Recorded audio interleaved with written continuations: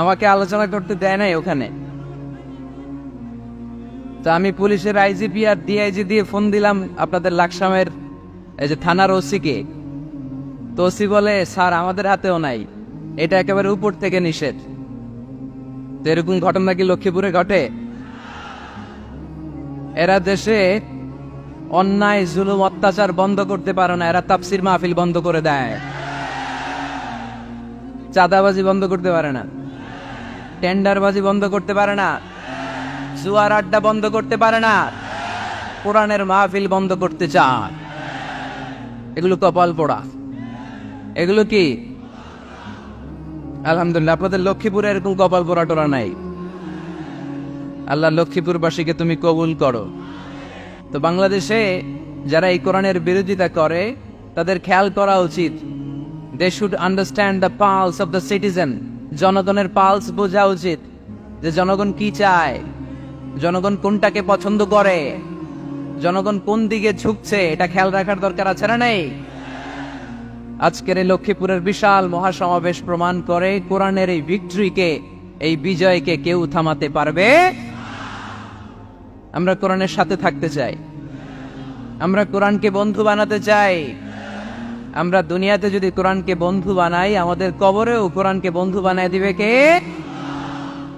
আল্লাহ তুমি আজকের মাহফিলকে কবুল করো। যে ভাইয়েরা, যুবক ভাইয়েরা কষ্ট করে দাঁড়িয়ে দাঁড়িয়ে ধাক্কাধাক্কি করে এই গরমের মধ্যে কথা শুনছে, আল্লাহ তাদেরকে তুমি সাইয়েদনা হামজার সাথে হাসর নসিব করে দাও। যে সমস্ত বোনেরা বিভিন্ন জায়গায় গাদাগাদি করে একসাথে বসে আজকের তাফসির মাহফিল শুনছে, তাদেরকেও তুমি ইসলামের জন্য কবুল করো। কাজ করে খেতে বলেছেন, কাজে লজ্জা নেই, লজ্জা অলসতায়। কাজে লজ্জা আছে, লজ্জা কিসে? অলসতায়, অকর্মণ্যতায়। লেজিনেস খুব খারাপ, কিন্তু অ্যাক্টিভ হওয়া, এনার্জেটিক হওয়া, এটা নবীদের সুন্নাত, ঠিক কিনা?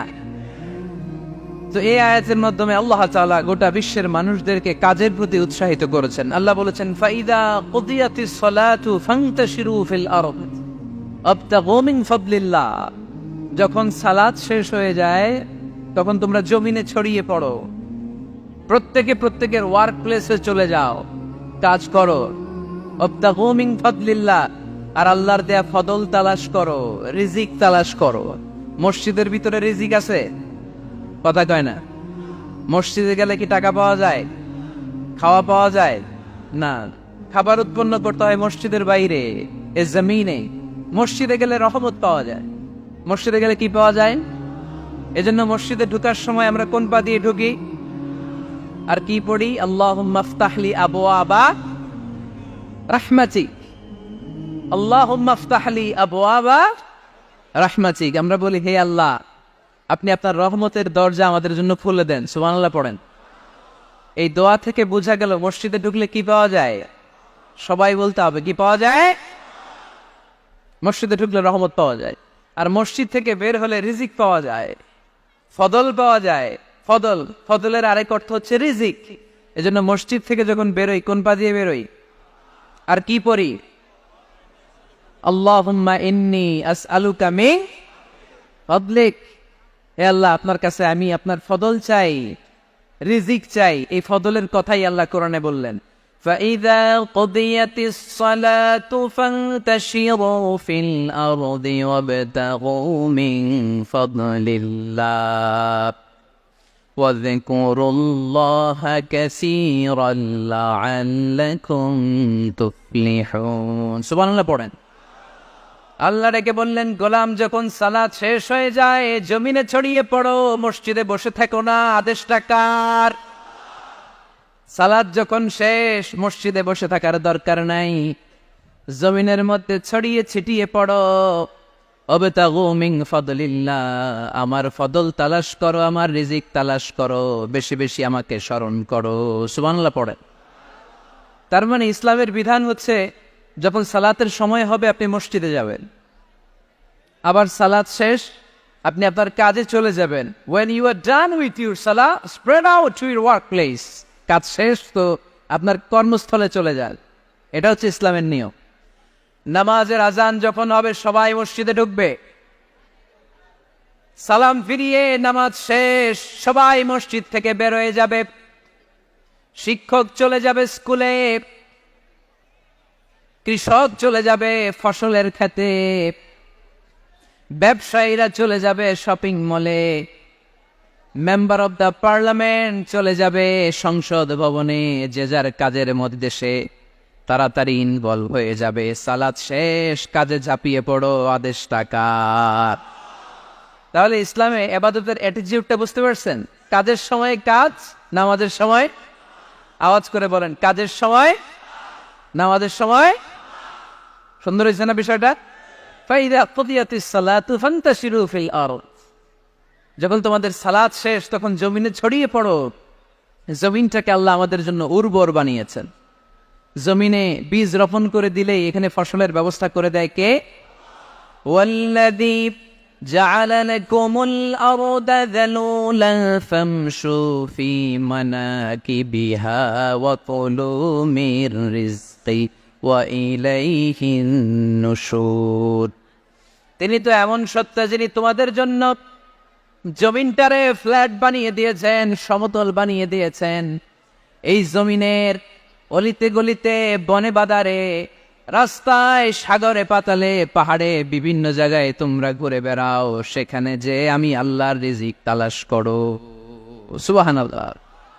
এই জমিনটাকে আল্লাহ সাহালাতুল মাসালিক, চলার জন্য সহজ বানিয়ে দিয়েছেন, ফ্ল্যাট, উঁচু নিচু নাই। এই যে লক্ষ্মীপুরের আজকে এই যে প্যান্ডেলের এইখানে উঁচু নিচু আছে, আজকে এইখানে যদি উঁচু হতো ওইখানে নিচু হতো, আমরা ঠিক মতো দেখতে পারতেন? বিমান থেকে এটা খুব সুন্দর দেখা যায়, জমিনটা খুব ফ্ল্যাট দেখা যায়, সমতল। এই সমতল হওয়ার কারণে এখানে চাষাবাদের সুযোগ সুবিধা করে দিয়েছে কে? তাহলে বোঝা গেল এই জমিনটা সমতল এবং উর্বর, ভেরি ফার্টাইল ল্যান্ড। আমাদের সালাত শেষ, আমরা কাজে চলে যাব, আবার আজান হলে মসজিদে ঢুকে যাবে। এটাই হচ্ছে ইসলামের নিয়ম। সাইয়েদনা ওমর ফারুক যখন মসজিদে নববীর ইমাম, তিনি ইয়ামান দেশের কিছু লোকদের সাথে সাক্ষাৎ করলেন। কোন দেশের? ইয়ামান, যুদ্ধ বিধ্বস্ত একটা দেশ এখন। প্রাচীন নগরী হাদরামাউত বা আলাবাক, এই ইয়ামান দেশের কিছু লোকের সাথে তিনি সাক্ষাৎ করলেন। তারা গোল হয়ে বসে থাকে, নামাজের পরে যায় না, বসে বসে সুবহানাল্লাহ পড়ে, আলহামদুলিল্লাহ পড়ে জিকির করে। ওমর ফারুক ভাবলেন দেখি পরের ওয়াক্তে কি হয়। উনি আসরের নামাজে ইমামতি করতে আসলেন, এসে দেখলেন ইয়ামানের লোকেরা মসজিদের বারান্দায় আশেপাশে বসে আছে, সবাই যায়, এরা যায় না। মাগরিবের সালাতে উনি ইমামতি করতে আসলেন, ওমর ফারুক নামাজ শেষ করে দেখলেন সবাই চলে যায়, কিন্তু ইয়ামানের লোকগুলো যায় না। এশার সালাত পর্যন্ত তিনি ওয়েট করলেন। এশার নামাজ পড়ে চলে যাওয়ার সময় ওমর ফারুক দেখলেন সবাই নামাজ পড়ে কাজে চলে যায়, কিন্তু ইয়ামান দেশের লোকগুলো যায় না। ওমর ফারুক বললেন, মা বালুকুম মা ফাতলুকুম, ঘটনা কি? কি হয়েছে তোমাদের? সবাই নামাজ পড়ে চলে যায়, কাজে যায়, তোমরা যাও না কেন? এখানে কি করো? ইয়ামানিরা বলতে শুরু করলো, নাহনু আল মুতাওয়াক্কিলুনা আলাল্লাহ, আমরা এখানে আল্লাহর উপর তাওয়াক্কুল করে বসে আছি। ওমর ফারুক অবাক হলেন, আনতুম আল মুতাওয়াক্কিলুনা ফিল্লাহ, তোমরা আল্লাহর উপর তাওয়াক্কুল করে বসে আছো? তো এই যে সারাটা দিন খাপটি মেরে এখানে বসে থাকলে তোমাদের খাবার আসে কোত্থেকে? উপার্জন হয় কি করে? ইনকাম আসে কোত্থেকে? রুজি রুটি হয় কোত্থেকে? ইয়ামানি লোকগুলো বললো, আমরা এখানে বসে বসে জিকির করি, তেলাওয়াত করি, বুজুর্গের মতো বসে থাকি, আমাদের বুজুর্গিয়া জিকির দেখে আশেপাশের লোকেরা এসে আমাদেরকে খাবার দিয়ে যায়। ওমর ফারুক বললেন, সর্বনাশ, তাইলে তো তোমরা আল মুতাওয়াক্কিলুনা ফিল্লাহ না, তোমরা হচ্ছে আল মুতাওয়াক্কিলুনা আলা বা'দিকুম বা'দা, একে অপরের উপর নির্ভরশীল। যারা প্লেটে করে খাবার নিয়ে আসে তোমরা তাদের উপর তাওয়াক্কুল করছো, কারণ তারা যদি প্লেট ভরে খাবার নিয়ে আসে তোমাদের পেটে কোনো দানা পানি পড়বে না। তোমরা আল্লাহর ওয়ালা দাও, তোমাদের সাধ্যের সবটুকু করার পরে তারপরে তোমরা তাওয়াক্কুল করবে। কি সুন্দর ইসলাম! এক সাহাবী বললেন, ইয়া রাসূলুল্লাহ, আমি উটে চড়ে এসেছি, তো আপনি তো আমাদেরকে তাওয়াক্কুলের ওয়াজ করেছেন, আমি উটের রশিটা গাছের মধ্যে না বেঁধে যদি শুয়ে থাকে আল্লাহর উপর তাওয়াক্কুল করে, ওটটা থাকবে না? বিশ্বনবী বললেন, না, তোমার ওট থাকবে না, আগে রশি দিয়ে ওটটা বাঁধো, আগে টাইট করে রশি দিয়ে গাছের সাথে ওটের রশিটা বাঁধো, এরপর আল্লাহর উপর তাওয়াক্কুল করো। এইটার নাম তাওয়াক্কুল। চিল্লায় বলেন ঠিক কি না? আপনার পার্টটা আপনার করতে হবে। আপনার যে রোল, এই রোলটা প্লে করতে হবে। আপনার সর্বোচ্চটুকু করার পরে আমরা তাওয়াক্কুল করি একজনের উপর। চিল্লায় বলেন, তিনি কে? ওমর ফারুক বললেন, তোমরা মুতাওয়াক্কিলুনা আলাল্লাহ নাও, তোমরা বের হয়ে যাও। খবরদার এরপরে কোনো দিন তোমাদেরকে যেন এই মসজিদের মধ্যে ঘাপটি মেরে গোল হয়ে বসে থাকতে না দেখা যায়। কারণ ফাইদা কুদিয়াতিস সালাতু ফান্তাশিরু ফিল আরদ ওয়াবতাগু মিন ফাদলিল্লাহ। ইসলামের বিধান হচ্ছে যখন নামাজ শেষ মসজিদে বসে থাকা যাবে। চিল্লায় বলেন, বসে থাকা যাবে? যাবে না। সর্বোচ্চটুকু করে তারপরে আপনাকে বের হয়ে যেতে হবে। প্রতিদিন সকালবেলা পাখির বাসা থেকে দেখবেন পাখিগুলো খালি পেটে বের হয়ে যায়। আপনাদের এই এলাকায় পাখির বাসা আছে? কি পাখির বাসা আছে? হ্যাঁ, সব পাখি আছে। তো সকালবেলা দেখবেন পাখির বাসা থেকে পাখিগুলো খালি পেটে বের হয়ে যায়। বিকেল বেলায় পাখিগুলোর ওদর ফুর্তি করে, পেট ভর্তি করে আবার পাখির নিড়ে ফিরিয়ে দেয় কে? কারণ পাখিগুলো তাওয়াক্কুল করেছে কার উপর? পাখিগুলো তাওয়াক্কুল করে যদি পাখির নিড়েই বসে থাকতো, ওদের পেটে খাবার আসতো? কথা বলেন। বিশ্বনবী এটাই বললেন, তাকদু খিমাসান ওয়া তারুহু বিতানান। তোমরা যদি পাখির মতো তাওয়াক্কুল করো, মানে আল্লাহর উপর তাওয়াক্কুল করে জমিনে বের হয়ে যাও, তোমাদেরও রিজিকের দায়িত্ব নিয়ে নিবে কে? সকালবেলা প্রতিটা পাখি না খেয়ে বের হয়ে যায়। একটা পাখির পেটের ভেতরে কোনো দানা পানি নাই, কিন্তু আল্লাহর উপর তাওয়াক্কুল করে পাখিগুলো যখন বের হয়ে যায়, বিকেল বেলা পেট ভর্তি করে, ওদর ভর্তি করে আবার পাখির নিরে পাখিগুলোরে ফিরিয়ে দেয় কে? পাখিগুলোকে আমাদের মতো খাবার জমা করে রাখতে পারে? আমরা তো 7 দিনের বাজার একবারে করে ফ্রিজে রাখি। পাখিদের ফ্রিজ আছে না? আছে। আমাদের অতিরিক্ত টাকা হলে আমরা ব্যাংকে ব্যালেন্স করে রাখতে পারি, অ্যাকাউন্ট করে রাখতে পারি। পাখিরাও তো অ্যাকাউন্ট করে রাখে না? না, প্রতিদিন না খেয়ে বের হয়। কালকে ওই পাখিটা কি খাবে, কোন জায়গা থেকে তার রিজিকের ব্যবস্থা হবে, আল্লাহ ছাড়া কেউ জানে। এটার নাম তাওয়াক্কুল। এটার নাম কি? আমাদের সাধ্যের, আমাদের ক্যাপাসিটি, আমাদের ক্যাপাবিলিটির সবটুকু করে আমরা তাওয়াক্কুল করি একজনের উপর। চিল্লায় বলেন, তিনি কে? এজন্য ইসলাম আমাদেরকে শিখায়, সালাত যখন শেষ বের হয়ে যাও, কাজে নেমে পড়ো। কাজে কোনো লজ্জা নাই, পরিশ্রমে কোনো লজ্জা আছে? যিনি রিক্সা চালায় এতে তার কোনো লজ্জা আছে? দিনমজুর, কুলি, ঠেলা গাড়ি চালায়, ছোট্ট ব্যবসা করে, এতে কোনো লজ্জা আছে? লজ্জা নাই। খেয়াল রাখবেন, লজ্জা হচ্ছে অলসতায়। লজ্জা কিসে? বিষ্ণু ঈসা ইসলাম বলেছেন, মা আকালা আহাদুন তুআমান কত্তু খায়রুন মিন আইয়াকুলা মিন আমালিয়াতি। নিজ হাতে উপার্জিত খাবারের চেয়ে, অর্থের চেয়ে শ্রেষ্ঠ খাবার পৃথিবীর কোন মানুষ কোনোদিন ভক্ষণ করে নাই। চিল্লায় কোন সুবহানাল্লাহ। শ্রেষ্ঠতম খাবার, নিজ হাতে উপার্জিত খাবার। ঘাম জড়িয়ে যে অর্থ উপার্জন করা হয়, যে ইনকাম করা হয়, এটা হালাল। আর হালাল খেয়ে দোয়া করলে কবুল করে কে? এজন্য খেটে খাওয়া মানুষ, শ্রমজীবী মানুষ আর মেহনতি মানুষদেরকে বিশ্বনবী খুব ভালোবাসতেন। তারা বিশ্বনবীর বন্ধু আর বিশ্বনবী ছিল তাদের বন্ধু। সুবহানাল্লাহ পড়েন। এত ভালোবাসতেন বিশ্বনবী খেটে খাওয়ার মেহনতি মানুষদেরকে। সব সময় বিষ্ণু ইসলাম তাদের জন্য দোয়া করতেন। এজন্য যারা খেটে খায় তারা কপালওয়ালা, তারা মুস্তাজাবুদ দাওয়া। তারা কি? মুস্তাজাবুদ দাওয়া মানে এমন ব্যক্তি, যে ব্যক্তি দোয়া করতে দেরি হয় কিন্তু দোয়া কবুল হতে দেরি হয় না। এজন্য আমাদেরকে নতুন নতুন আইডিয়া জেনারেট করতে হবে। চাকরির পিছনে বসে থাকলে চলবে না। আর আজান যদি হয়ে যায় ছুটে যাবো মসজিদে, আর নামাজ শেষ হলে আমরা আমাদের কাজের দিকে চলে যাব। চিল্লায় বলেন ঠিক কিনা? যেটাই করবো আমরা ভালোভাবে করব। আল্লাহ বলেছেন, লিয়াবলুয়াকুম আইয়ুকুম আহসানু আমালা। লক্ষ্মীপুরের ভাইয়েরা আওয়াজ করে উত্তর দেন। আওয়াজ করে উত্তর দিতে হবে। জান্নাতে যেতে হলে 100তে কত নাম্বার পেতে হবে? হ্যাঁ, হয় নাই 51। কি নাম তোমার? হ্যাঁ, ফরহাদ। জান্নাতে যেতে হলে 100তে আমার দরকার 51। 100তে কত লাগবে? ফাআম্মা মান সাকুলাত মাওয়াজিনুহু ফাহুয়া ফি আইশাতির রাদিয়া।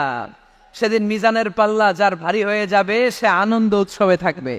তো মিজানের পাল্লা ভারী হওয়ার জন্য 100তে আমার কত পাওয়া লাগবে? কত পাওয়া লাগবে? 51 পেলেই হয়ে যাবে। এজন্য আল্লাহ বলছেন, লিয়াবলুয়াকুম আইয়ুকুম আহসানু আমালা। যেটাই করবে ভালোভাবে করবে। আল্লাহ এটা পরীক্ষা করতে চান যে আমরা ভালোভাবে কে কতটুকু আমল করেছি। যারা আরবি বোঝেন আলেম ওলামা আপনারা জানেন, এখানে আল্লাহ বলেননি লিয়াবলুয়াকুম আইয়ুকুম আকসারু আমালা। আল্লাহ এটা দেখতে চান যে তোমাদের মধ্যে থেকে কে বেশি আমল করে, এটা বলছে আল্লাহ বলে নাই। আল্লাহ বলেছে লিয়াবলুয়াকুম আইয়ুকুম আহসানু আমালা, যে ভালো করে করে। এজন্য আমরা যাই করি না কেন কি করে করব? আওয়াজ করে বলতে হবে। কেমন করে করব? যে কোনো কাজ করো না ভাই, যে কোনো কাজ করো তা যেন হয় সবার চেয়ে সবচেয়ে সুন্দর। পড়েন, যে কোনো কাজ করো না ভাই, যে কোনো কাজ করো তা যেন হয় সবার চেয়ে সবচেয়ে সুন্দর। পড়েন, যে কোনো কাজ করো না ভাই, যে কোনো কাজ করো তা যেন হয় সবার চেয়ে সবচেয়ে সুন্দর। হোক না সেটা পড়া লেখা, রঙের ভাষায় ছবি আঁকা। পড়েন, হোক না সেটা পড়া লেখা, রঙের ভাষায় ছবি আঁকা। হোক না সেটা সামান্য কাজ কিংবা মহত্তর, তা যেন হয় সবার চেয়ে সবচেয়ে সুন্দর। যে কোনো কাজ করো না ভাই, যে কোনো কাজ করো তা যেন হয় সবার চেয়ে সবচেয়ে সুন্দর। চিৎকার করে বলেন ঠিক কিনা? আমরা যেটাই করি না কেন এটা ভালো করে করার দরকার আছে না নাই? এজন্য কাজে আর শ্রমিক হলো লজ্জা নাই, লজ্জা হচ্ছে অলসতায়। লজ্জা কিসে? অলসতায়। অলস হয় কারা? এজন্য কোরআনে আল্লাহ একথাও বলে দিলেন, ওয়াইদা ক্বামু ইলাস সালাতি ক্বামু কুসালা ইউরাউনান নাসা ওয়ালা ইয়াযকুরুনাল্লাহা ইল্লা কালিলা। সুবহানাল্লাহ পড়েন। মুনাফিকরা যখন মানুষকে দেখানোর জন্য নামাজে যায়, ওই নামাজে তাদের ইখলাস নাই, ওই নামাজের ভেতরে তাদের কোনো খুশু খুদু নাই, ওই নামাজের ভেতরে আছে শুধু অলসতা। ওই নামাজে কি আছে? কিন্তু আমরা যখন নামাজে যাই আমাদের অলসতা আছে? আমরা নামাজ পড়লে আমাদের হৃদয়টারে সজীব করে দেয় কে? আমরা ওযু করলে আমাদের মনটাকে চাঙ্গা করে দেয় কে?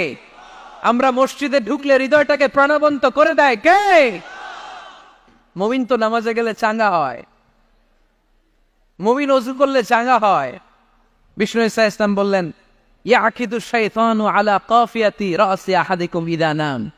খেয়াল করে শুনবেন লক্ষ্মীপুরের ভাইয়েরা, চমৎকার একটা হাদিস। আমরা যখন ঘুমোতে যাই, শয়তান আমাদের প্রত্যেকের মাথার পিছনে 3টা অলসতার গিট মারে। কয়টা? আওয়াজ করে বলেন। 3টা অলসতার গিট মারে। ইয়াকিদু শাইতানু আলা কাফিয়াতি রাসি আহাদিকুম সালাসা উকাব। 3টা গিট মারে যখন আমরা ঘুমোতে যাই। অলসতার 3টা গিট মেরে আমাদের কানের সামনে এসে ফিসফিস করে মন্ত্র পড়তে থাকে, আলাইসা লাইলুন তাওয়িলুন ফারকুত, আলাইসা লাইলুন তাওয়িলুন ফারকুত। বিশাল লম্বা রাত, ঘুমাও, অনেক সময় আছে, ঘুমাও। রাত 5টা বেজে যাচ্ছে, তাহাজ্জুদের সময় শেষ হয়ে যাচ্ছে, তখনও শয়তান বলে রাত অনেক লম্বা, ঘুমাও।